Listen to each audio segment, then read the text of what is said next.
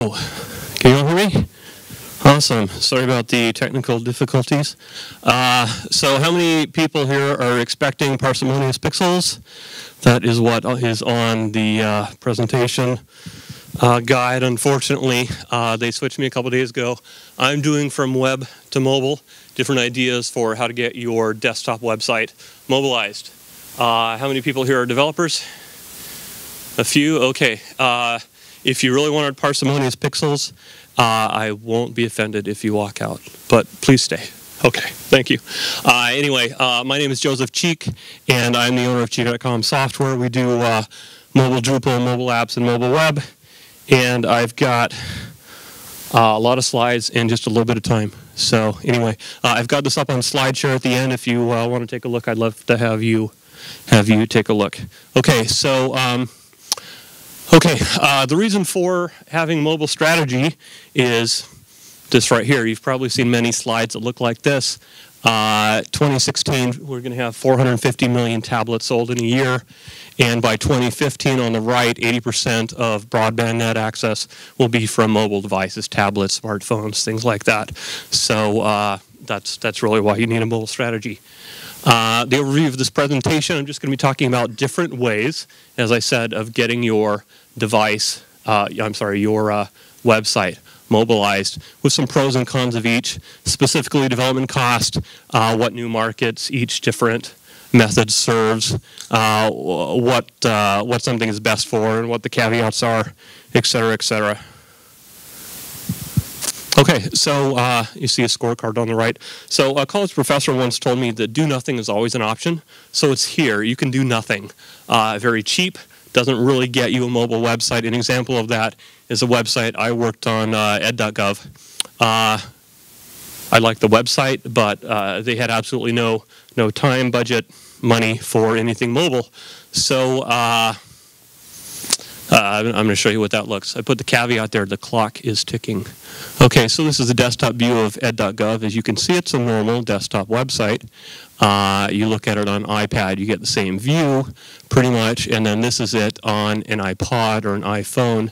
And I like to call this, people are going to have to pan and zoom or scrunch their eyes to see it a lot. This is what happens when you do nothing. And also, you have the potential of missing content. You can see on their blog here, they have at the top a thing that says watch the video, and at the bottom, no video. Okay, so this is what happens when you do nothing. So let's move on to an actual option. This is a dedicated mobile site. So this is option number one. This is something that LinkedIn does. If you've ever gone to LinkedIn on an iPad, iPod, something like that, you know that they have their own dedicated site. They call it touch.www.linkedin.com.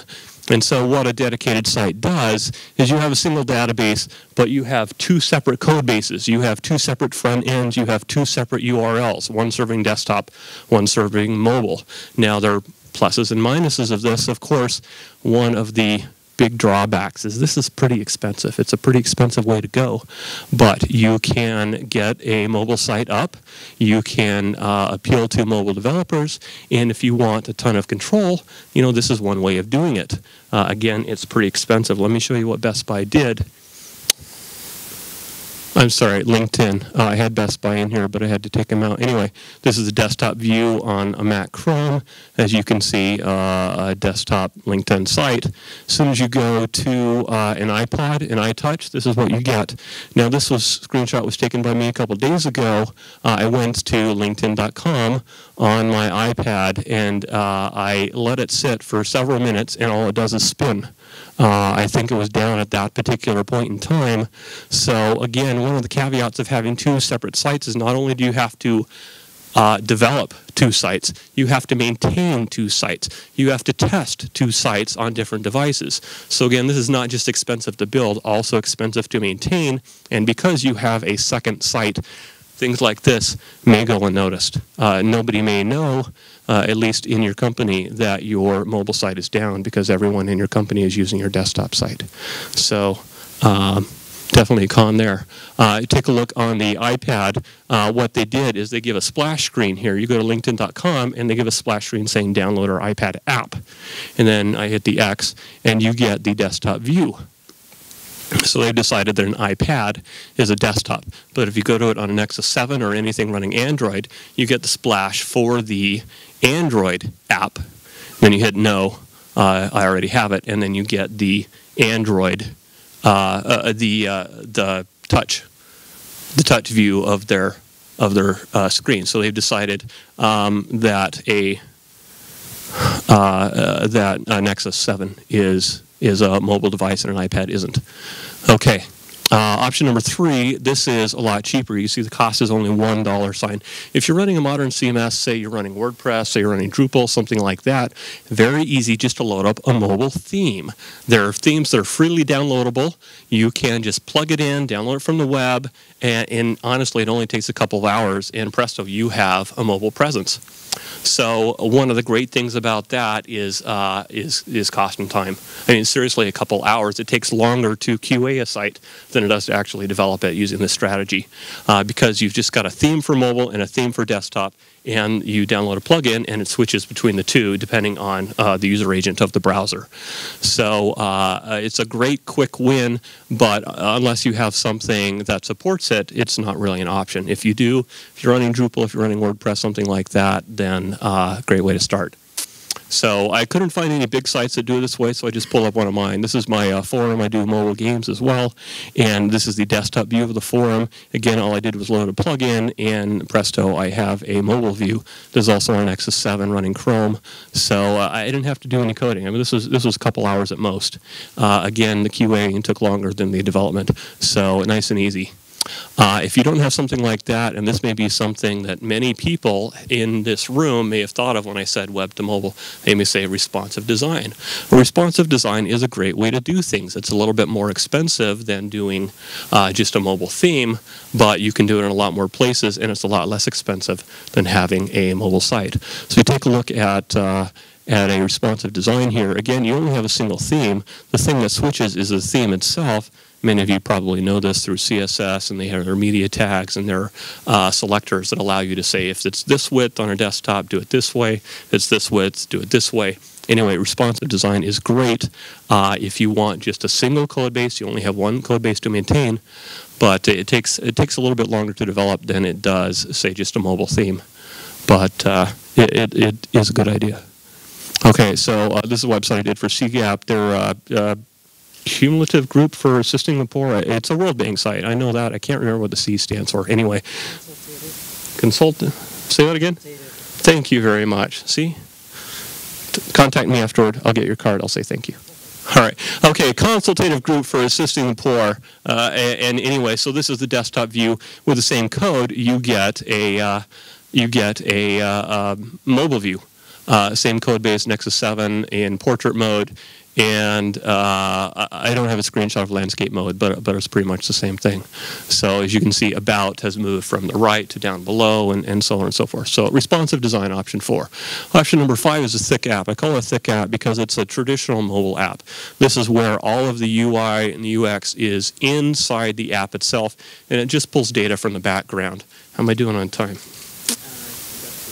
Whew, okay, 3 minutes. Okay, so the White House did this. Again, it's a lot like having two separate sites, but the difference is you actually have a site and you have an app, and you have all the cool things that goes along with having an app. For instance, you get in the App Store, you get in-app purchases. You can have access to the hardware, the camera, the accelerometer, the buttons, what have you. You can tie it to a device. I talk about gamification that matters. There are lots of places that will gamify your website, but in my opinion, really none of them matter, simply because nobody is going to care about generating scores on a website that nobody else uses. If you want gamification to drive people to your website, I suggest using OpenFaint or the Apple Game Center. Those are the two that people care about. You can do that with an app. You can't do that with a website.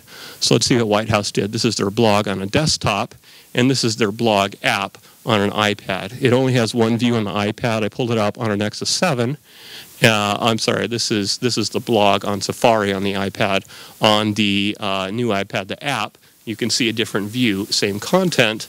And then on the Nexus 7, we've got two different views. This is the portrait view, And this is the landscape view. The nice thing about having an app, a thick app like this, is you can specify directly the user interface and the user experience because you've coded it yourself.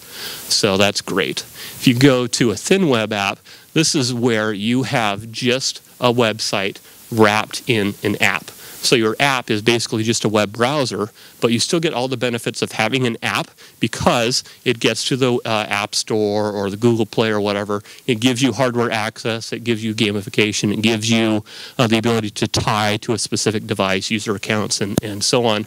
But you don't have to spend very much money. It's very easy to do that. Come and see me. I'm up over here. You're welcome to take a look at what I do there. But the downside of this is that it's the exact same app. If your app is mobile ready, that's great. If it's not, well, let me show you what happens. Okay, this is Nexus 7 using ed.gov. If you remember, ed is not mobile ready. So this is a landscape view. It doesn't look too bad, but look at the portrait view. You've got 2/3 of a website there. So great again if your website is ready, but if it's not, then you may need to work on your website. But again, it's very easy to do, and you get access to a lot of stuff through the Game Center, through the App Store. Okay, so this is what I call the silver bullet. I know I'm going very quick. I appreciate your patience here. What you can do is do a thin web app around something that has either a mobile theme or responsive design, and that gives you access to pretty much everything you need at a price point that isn't too bad. So what you've got here is well, you've got a mobile web presence. You have App Store presence on anything you decide to write it on. You can put it on BlackBerry. You can put it on Windows. You can put it on, iOS and Android as well. And you get access to all of those markets, again, at a reasonable cost. So I'm going to show you what I did for CGAP again. Because CGAP's website is responsive design, it fit right into this. So this is the same website, but this is the CGAP app as opposed to the CGAP website. And you can, I don't know if you can see down there, but those are the Nexus 7 buttons. So this is the landscape mode on our Nexus 7, and then you go to portrait mode, and you've got your app. This took me an hour to make. I mean, this was a piece of cake. So it's very cheap, very inexpensive, and all of a sudden you have an App Store presence and an app that can access hardware. So again, your website has to support it.